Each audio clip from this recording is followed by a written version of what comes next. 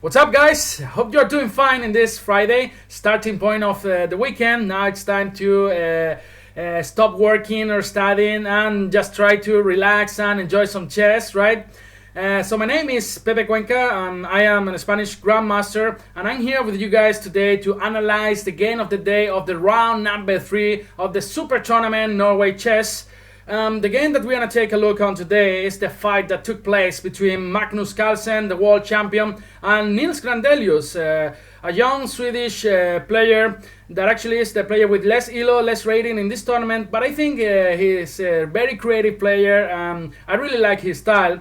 And the game has been really interesting with sacrifices from the very beginning, a lot of tactics going on. So I hope you guys enjoyed the game as much as I did. So I think it's just time to start analyzing the game and not talking so much, right? So Magnus decided to go for e4, and Grandelius replied with c5, the Sicilian, knight f3, and now already the first surprise in the second move, Nils Grandelius decided to go for knight f6, then in Sovic variation of the Sicilian. Actually, we barely see this variation in top tournaments with top players, right? It's not the main line of the Sicilian, but it's interesting. Actually, you can surprise your opponent, yeah. Now from this point in the game was played e5, and now I want to show you guys the other option, the other main option in this variation. Of course, is the move knight c3, developing your knight and defending the e4 pawn. And the idea of black here is normally to go d5. White normally replies with e takes d5, knight takes d5, bishop b5 check, developing a minor piece, just giving a check. And now the idea of black is normally to go bishop d7. And you are saying, what's going on here? I'm just blundering my knight on d5? No, of course not. Because when you take on d5, now black can take on b5. Actually, it's even better for black, yeah? Black has the bishop pair in this position. So after bishop d7, the idea of white in this position is to go knight e5. There are many interesting ideas that you guys have to know in this position. The first one that I want to mention is that actually knight takes c3, it's already a mistake here in this position. And the reason is that there is a strong move. Queen f3 is a move that you guys are gonna see many times in these types of position. Now of course you want to give checkmate already in f7 and finish the game very soon, just go home to relax. And after f6, only move, you guys can play queen h5, forcing g6, and now knight g6, and actually black already has to resign. Yeah. So after knight e5, one of the most solid options for black here is just to play a knight f6, and then of course you can take on d7, winning the bishop pair is slightly better for white, right? And the other option here is to play bishop b5. Yeah. And after this, you can go again with the same idea, queen f3, forcing f6, and now you can take just on b5. And it looks like you are again losing a piece if black takes on e5. That the idea is that the f takes e5, you can just take on d5, boom, and after queen takes, knight c7, regaining the piece, right? King f7, knight takes d5, but this is just a slightly better position for white. And of course, in this position, black can play as well knight a6, yeah, and this is a different story. Okay, let's not talk anymore about this possibility, because in fact in the game e5 was played by Magnus Carlsen. So knight d5, of course, going to a central square, and now again two options. Just d4 is one of the options. After c takes d4, the idea is to check with the queen. Let's say e6, bishop c4, and knight c6. You have a really nice square here for your queen e4. This is another story. And Magnus decided to go for knight c3. Very interesting move, almost forcing knight takes c3. And after d takes c3, the idea is that actually now you are going to develop your bishop via f4. Just try to play queen d2, long castle, and then you are going to try to attack the black king, yeah? The good thing for white here is actually you have a lot of space, yeah? The one slight problem that you have, of course, your pawn structure it's a bit worse, of course, because you have double pawns on the c file, yeah? After knight c6, bishop f4, best square for the bishop, defending this guy, preparing for development of the queen and just to castle. Now queen b6, and in my database I saw that there are almost 40 or 50 gains between strong players, players with more than 2,500 elo points. So still some games were played here, but I think at this point it was when Magnus Carlsen surprised a little bit to Nils Grandelius. Most of these games, b3 was played, really natural move, what black is intending to take on b2. With this move, of course, you have some weaknesses now on the queen side. But Magnus decided instead to go to queen c1. Now maybe you don't want to castle long side, but instead you don't want to ruin you don't want to create some weaknesses on your pawn structure here. Again, you're just intending to develop with bishop c4 and then just short castling. And there's a deep idea after queen c1. Now it's not so easy to develop black pieces, yeah? Of course you have to do something about these sad guys here on c8 and f8. You have to try to develop them, yeah? So one could think now g6 could be a good move, just trying to go for the fianchetto and then just short castles. Actually now the queen on c1 actually has a purpose now. Now you have ideas related with h4, h5, bishop h6, and then there is a really strong attack there, yeah? So g6 doesn't look like a good idea. e6 also weakens the d6 square, and there are many ideas with bishop d3, and then when the black king is on g8 now, h7 can be really weak. And then after d6, another deep idea after queen c1 is actually that you can take on d6, e takes d6, and there's this nice square e3 for the queen. Now black has some problems. If you decide to go here for bishop b7, then long castle is a good move, defending b2 and aiming to take on d6. And actually d6 is extremely weak in this position, and probably white is just gonna win this pawn.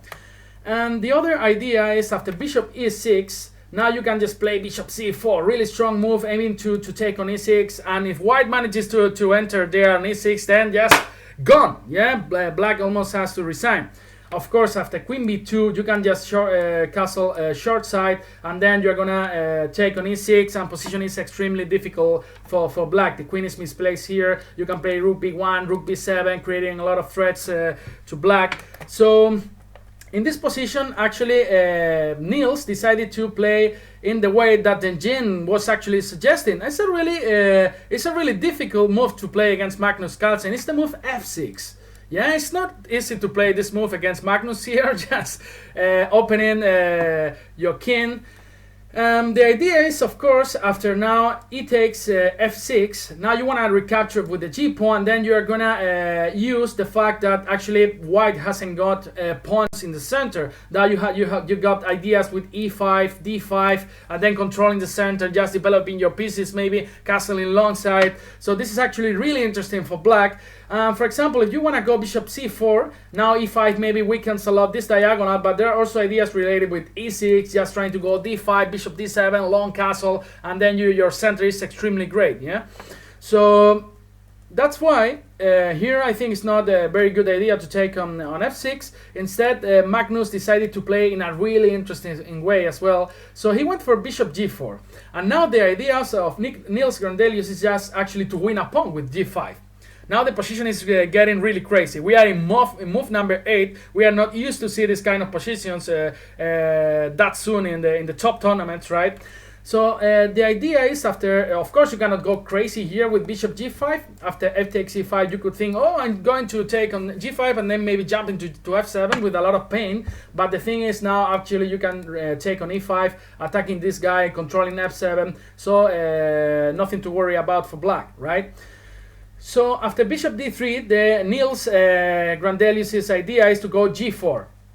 And now, of course, if you go knight h4, just knight e5 wins a pawn. But again, still this position is extremely interesting.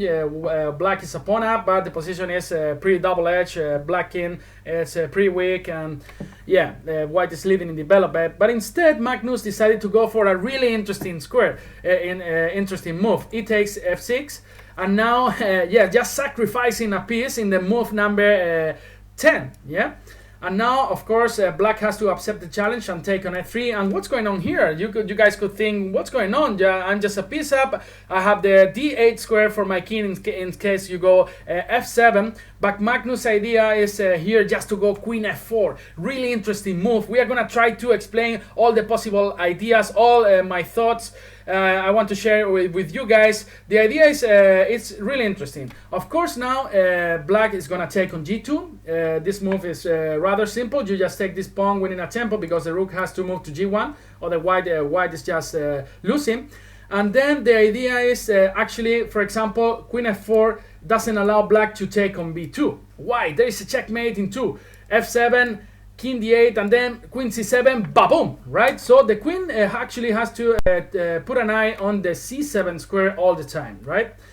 Of course, you cannot go e6 trying to close the position because of f7, and then after king d8 there is queen f6.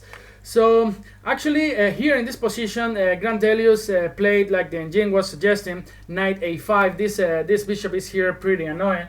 In this position Magnus decided to go for f7.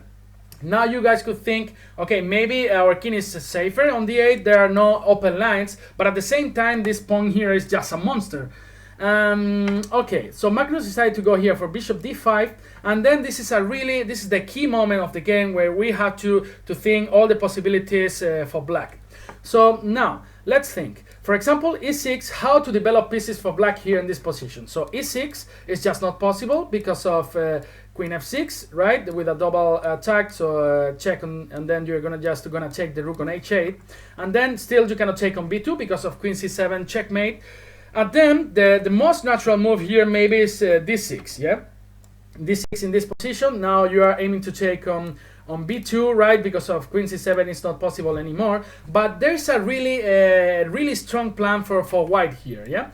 Now you castle alongside, defending the b2 pawn, and the plan is very simple. You want to take on g2, you wanna play bishop h4, yeah? And then you want to play rook g8. And actually it's really difficult to stop this plan, and from a human point of view actually this plan is so scary. And I was commentating this game in Spanish yesterday on the broadcast, and I couldn't see a plan. The engine says it's around equal, but the plan is really annoying for black, yeah? Just rather simple, just rook takes g2, bishop takes bishop h4, and rook g8, yeah? And actually the king can always come to b1 in case of some move like h5 or something like this. You can always go to king b1 or even bishop h4 to play bishop g5 in case that you need it. So yeah, this is a really annoying plan for black. So that's why I understand that Nils decided to go for bishop h6. It's a more dynamic way of playing, but there is a problem, as we are gonna see. And actually the move here, the good move for white here is queen e5, yeah? Now there's only one move for black. We are threatening to take on h8. Queen f6 is not possible because of queen c7 checkmate, and bishop g7 is not possible. So just one square for the rook, rook f8, and then another strong move, bishop h4, just putting some pressure on the e7 pawn. Knight c6 is not possible. We just take and then take on e7, and actually bishop e7 is just checkmate, yeah? And you guys could think, why not queen to d6? You can just take on queen on d6 because there is a pin here. So only move for black here is just rook takes f7, sacrificing the rook. But you have to give the rook back. The thing is, Nils was already a piece up, so this means actually white is just an exchange up, and black has some pawns in return, and then after some moves you are gonna see that black is able to enter in white's territory with queen to b2. So let's see how it goes. So after bishop takes f7, you still threatening to give checkmate on e7. So actually black is forced to play knight c6. Good move, defending on e7, just to attacking as well the e5 queen, and then you're gonna take on b2. And here another amazing maneuver for Magnus Carlsen. The most human move here is just to avoid black coming to b2. How do you do that in a practical way? So you just play queen h8 check, king to c7, and then you cannot castle because the bishop is here, but then something like rook b1, yeah? So this is, I think, the most human play of playing this type of position. You don't want to black capturing on b2, but yeah, in fact there is some compensation here. You can play d6 and then some moves like bishop f4. You have an annoying pawn here still on g2, and then the king is maybe a bit unsafe here on e1. Maybe this king is a bit safer. Yeah, you cannot castle in any side now, so it's a bit. I understand. It's not finished for black, of course, in this position. But instead, Magnus decided to go for queen to g3. And we're going to see his deep idea. Now after queen b2, rook d1, black takes on c2. And then we can see that actually the position looks a bit unsafe for white as well, yeah? So now you have some checks here like in e4, and now there is a really strong move. I think this is the point of Magnus' play, bishop d5, controlling the e4 square, and now we are gonna see that actually Nils cannot move any of his pieces on the queen side. Now we are gonna see that it's so difficult to move any piece for black. For example, e6 is not possible, it's just an illegal move, of course, and d6 is not possible. There is boom, taking on d6. Another move like b6 is not possible because of bishop takes c6. So actually black cannot move anything there, yeah. So he can only move the queen and the bishop, yeah. So there are no many interesting squares for the queen and the bishop. Nils decided to go for queen f5 here, and then Magnus just takes on g2. Now if these rooks come to g8 at some point, it's gonna be really difficult for black, yeah. Again, black cannot move anything, just the queen and the bishop. So he decided to go for bishop f4, pretty natural move given the c7 square for this king. Actually, this king needs to go somewhere. In d8 is just pretty unsafe. And then again, the first suggestion of the Jin is the move that Magnus played, is queen f3. Actually, I was thinking that maybe queen f4 is also good enough. And I think this is a really a human play of playing. I mean, you are not blundering the queen as it looked like, because after queen f4, rook g8, king c7, there is bishop g3, winning the queen back. Let's say queen g3, h takes g3, and now you have 2 pawns and 1 piece for the rook. But then this h7 is gonna fall probably. You can just play rook h8 and then just collect this guy here, and yeah, this pawn is gonna run like a beast, the g pawn. So I think this endgame is also losing for black, but still Magnus decided to go with the first suggestion of the Jin, queen f3. Yeah, there is an annoying ping here now. You have many ideas of going bishop g3, forcing e5, opening even more the position of black king. So here Nils decided to go for king c7. Now the idea is after bishop g3, you are not forced to play e5, you have the move queen e5 check, and after king f1 you can take on g3 everything. Let's say queen takes, h takes, and now d6, threatening to go bishop h3, and after rook h2 you can play bishop f5, and this is a different story. If you manage to keep this pawn here, then the 2 pawns plus a piece actually can give you some hopes to hold this position, yeah. And I think this is the kind of position that actually Nils was dreaming to play, yeah. But Magnus, again in his style, he played the strongest moves in the position. Rook g5, really strong move, forcing this queen back. You cannot take on g5 because the queen of f5 is hanging. And of course you don't want to go to f6. There are many discover ideas with rook h5, for example. So he went to f8, the most natural square for the queen. And now bishop g3. Now you don't have any queen e5 check, and now you are forced actually to play e5, yeah. Magnus decided to go for rook h5, putting some pressure on the h7 pawn. It's really actually black cannot defend the h7 pawn. If you play queen g7 or something like this, you can just take on f4, winning this pawn as well. And again, black cannot move anything. He cannot go d6. You can just take on h7, and then this king has no proper square, yeah. You cannot play b6 because again bishop takes c6, d take, queen rook h7, and again same kind of trouble for this poor king, yeah. So that's why Nils decided to go for a5, just trying to activate this rook via a6, right? After rook takes a7, rook a6. Now rook f7 was played by Magnus, king e8. Now after bishop takes f4, you have some ideas of taking, giving some check, and then maybe some knight e5 in some positions. So in a very prophylactic way, again, Magnus decided to go for king f1. And now, of course, you are in this position that there is no check anymore. You are actually threatening to take on f4, right? So Nils decided to take on g3, h takes g3, and queen h8, just trying to create some kind of contemplate ideas with the h file, but the position is so difficult. Magnus went for king g2, another interesting idea, bringing this rook to the action via h1 and then h7, for example. Knight d8 was played. Okay, maybe some ideas related with rook h6. Rook f8 was played, winning a tempo. queen to g7, and now rook h1. And the plan now is really simple. If you play rook e8, rook h8, sorry, the position is just lost for black. Yeah, you are gonna take one of the pieces here on c8, on d8. It's gonna be lost. That's why rook h6 is only move for black here.